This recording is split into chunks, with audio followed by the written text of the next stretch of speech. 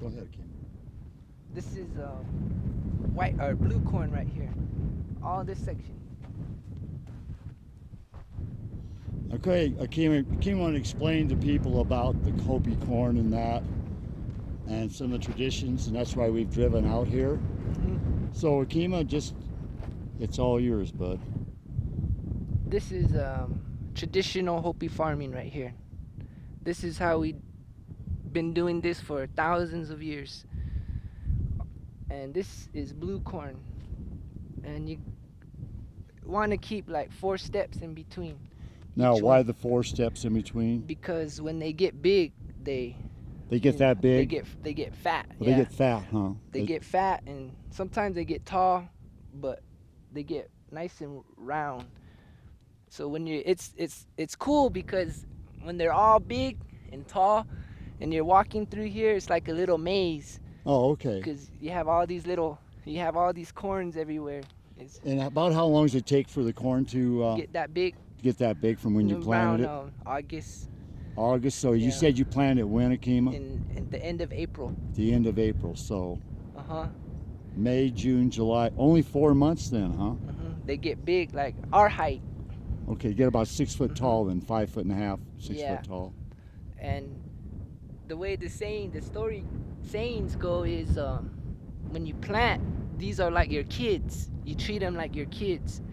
And like kids, when they're babies like this, when they're young, they require a lot of attention.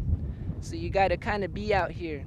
I mean, you don't have to be like every day, but I mean like every other day. At least show the plants that you're here Right. and come. And sometimes when you notice that when you come to your field, your plants, you'll notice that your plants will perk up. They'll get like Glad to see you. yeah, they get happy that Now, you're there. how did the furrows get in here? Did those all hand done? Burrows. The furrows, the lines in there. Oh yeah, you have to mark those out. You did that all by hand with Yeah. dragging a stick behind you or something like that? No, you count steps. No, but I'm talking about the grooves. Yeah, that's what I mean. You mark them out by you set up and you start like one row, and then you walk in a straight line all the way. And what do? You drag something behind you to make the No, furrow? just your footprints.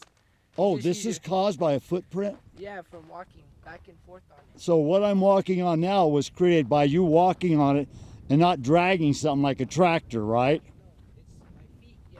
It's your feet doing that. Yeah. So when you start, the ground's kind of like this when you start. So when I start my rows, I'll walk like this. And so you can see your So that's footprints, what, oh, okay. and you plant within those footprints, and you count steps. It's usually about 4 steps. So when you plant, then you go and then you count 4. 1, 2, 3, 4. Boom. Then you start your next one. And how many seeds do you put down, Akima? Just a little handful. Oh, you go, just not one seed, but a little handful, Yeah, right? little handfuls, because you got to plant for the rodents, you got to plant for the worms, you got to plant for the crows, you got to plant for So you bad got to weather. feed all kinds of people. Yeah, you got to think about those things. You can't just put like 5 seeds and then expect it to grow, because then after a while something might eat it or damage it or break. So you got to plant a lot. So right now is not the time, but after a while when they get bigger, I got to go through everyone and thin them. They call it thinning. And so you do have to thin them. You're pulling out the you weak pull out, sisters yeah, or the weak brothers, whatever you want to call it. Just the small ones you The pull small out. ones. And you want to leave about 5 to 7 stalks in there for a healthy, good plant. Okay, so so that's why it gets so big and wide, is there's 4 or 5 Yeah. or 6 stalks in there or whatever, right? Yeah. Now you don't use any certain number like a 3, 5, or 7. It's just whatever. Yeah, you have your bucket with seeds in there, and then you just reach in there and you pull out a little Okay, handful. so there's no magic to that, Nuh-uh. like 7 or 5 or something like that. Nuh-uh. You just pull a little handful and you're dropping them in. Yes. Okay. And then when you thin them out, there's no magic to that either, correct? Nuh-uh. It's just whatever ones look the strongest. Like, Yeah, you keep the strong ones and you pull out the weak ones, the ones that are thin. But you have to do that, and that's the key to getting good, big, long corns, like good size ones. Is you gotta thin them out. If you don't thin them, then they'll still grow, but your corn will be stunted. There'll be small corns instead of long ones. Oh, okay. So you want to you got to thin them. And right now is not the time yet because they're still young. So you got Hold how on. much longer before you come out here and thin them out then? Probably Akeem? in a couple weeks. Couple of weeks, so Yeah. that quick. So once it starts going, it gets going, huh? Yeah. So you want to leave them a lot in there yet for the worms and stuff, cause they'll eat it. If you don't come out here and check, the worms they'll tear your whole thing up. So the worms are in the soil here with us. They're inside, and you have to dig them out. And you can tell when you walk through you look at each plant, and you can tell when there's a worm in there because there'll be dry ones sticking out. Oh, okay. That's not natural. And the worm is eating the leaves or getting inside They're eating the roots. they're eating the roots. Okay. They're on the bottom and they're sucking Okay. the moisture, and they're eating the plant, and that's what kills it. And you gotta check your beans, everything. The beans are down there. Now we're gonna walk down there, and Akima's gonna plant some squash. And should we get on the edge to walk down there, Akima? Or? No, don't matter. You can walk. Oh, it don't matter. Yeah, it don't matter. It's good to walk in your plants so that way they know you're here. Okay.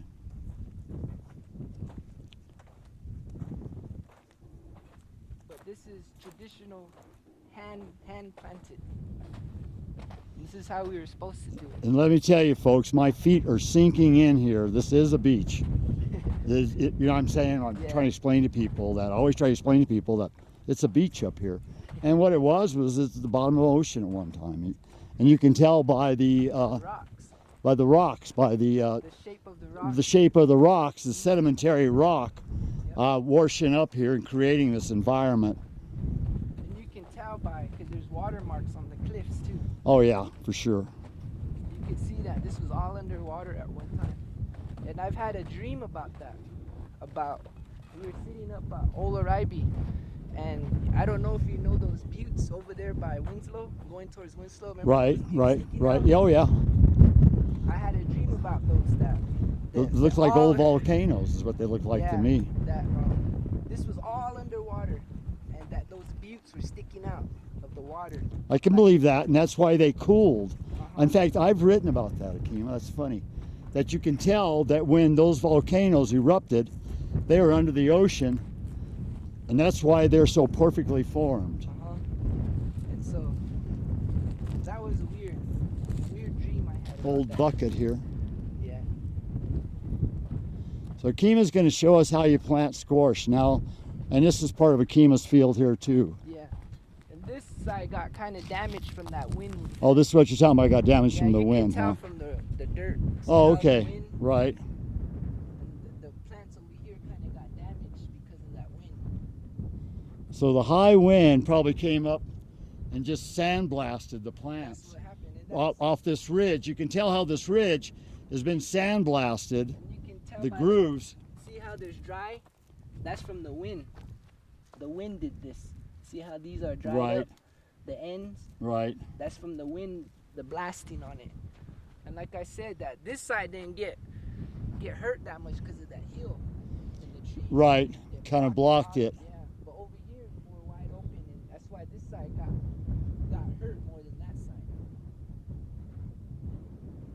But in a couple months, this is gonna be all big, nice and green. Well, we might run up here in a couple months and do a quick video and show Akima's plants at harvest time. Yeah. And this section is pretty much an experiment because I haven't planted this section. This is my first year planting them because we cleared all this out. And so I'm testing it to see if this is a good planting area. And not too much right here, but over here is good. What are the old cans and stuff there I'm looking at there, Akima? Those are windbreakers. Oh, they're oh, okay. That's the reason why a lot of these got burned up because of the wind. I didn't have no windbreakers over here. And you can see some of the squash. Oh, this is squash you've planted Yeah. now, huh? Well, yeah. That squash, and there's some more over there too. But I'll plant some over here Where your windbreak is? yeah, that's my uncle's. He planted that. Oh, okay.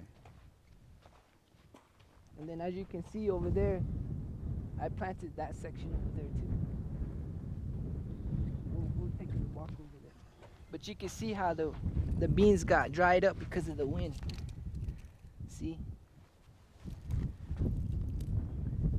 That's just the tribulations of being a farmer. You gotta go Yep. through these things. The Like reason a lot of people give up at it, actually. Yeah, the blood, sweat, and tears of farming. Now this plant seems to be doing okay. Yeah, there's some Somewhat. beans. And I'll plant some squash over here. And this is what you call a soya, a planting stick. Well, instead of wood, it's now we metal. Use metal, yeah, because the ground is hard. And when you use the stick, after a while, the stick gets old and it breaks and the bottom of it don't work well. Okay. So you have to keep getting new ones. But now, today, we use metal ones. Ahkima, there's a lot of pottery right here. It's interesting because all the winds we've been having lately, this all got uncovered. Got all uncovered, this huh? was buried, yeah. This was underneath the sand. Now this is Ahkima's ancestors' pottery. God only knows how old it is. And I hope this is showing up. I'm going to try and zoom in a little here. Maybe if I get out of the shadow of it, it'll show up better. Ahkima, you want to grab a piece and show folks some of the patterns on this old? Yeah.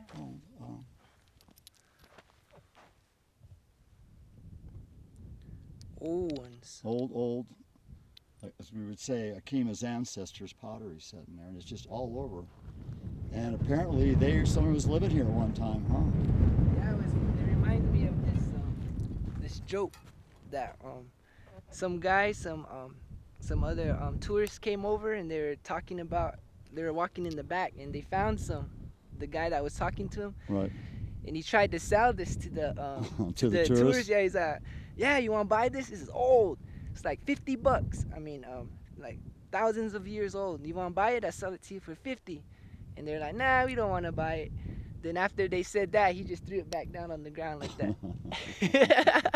It was funny. Lonnie gave me some old pottery from old Aribi, some old handles and stuff like that. Yeah. But this is my section that I did. You want to go ahead and plant some stuff here before this runs out here on me? Yeah. Where do you want to go? Right here is fine. Well, I can check, but you mainly check to see if it's wet first. So you kind of have to go deep to get to that moisture.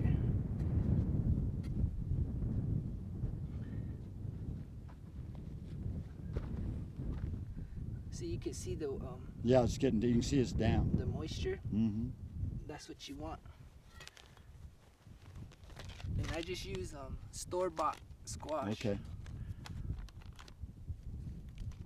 But usually you just get, I usually do like 10. Like I said, you got to plant for the animals. Yeah, 2, 4, 6, 8, 10. You just put it in there. Now, do you say a prayer or anything? Well, yeah, you can if you want, but most of the time you already giving prayers as we speak. Okay. So, okay. and then you just cover it back up. That's it. That's it, huh? But And then the thing hope is that God. It's up to God from there on out, isn't it? your Or the prayers gods, and your however you want to rain, say it. you have to do. Imagine doing all of those holes by hand.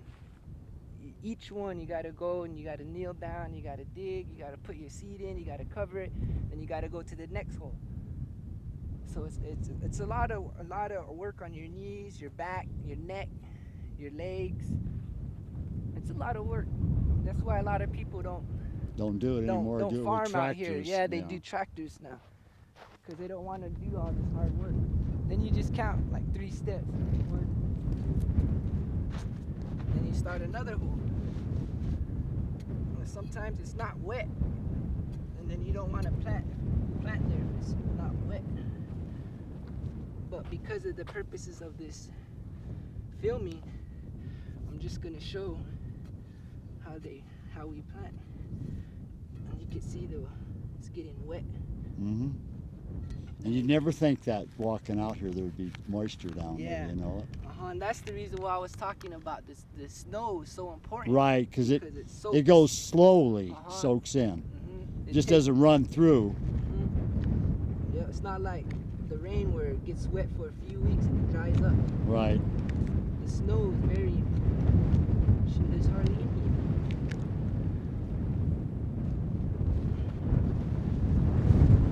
There you have it, folks. Hopi farming at its finest. Yep.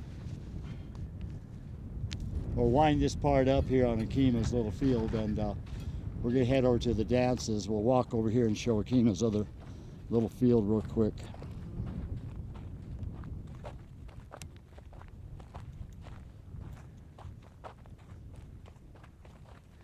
Yep. This is the white corn.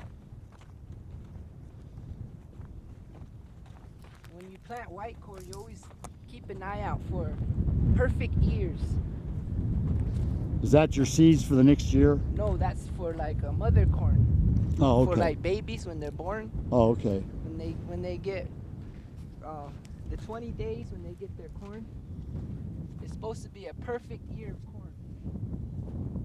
Meaning the tops of the corn ends at 4 kernels on top. That's a perfect corn. Okay. And those are used for ceremonial purposes. Oh, okay. Those are special.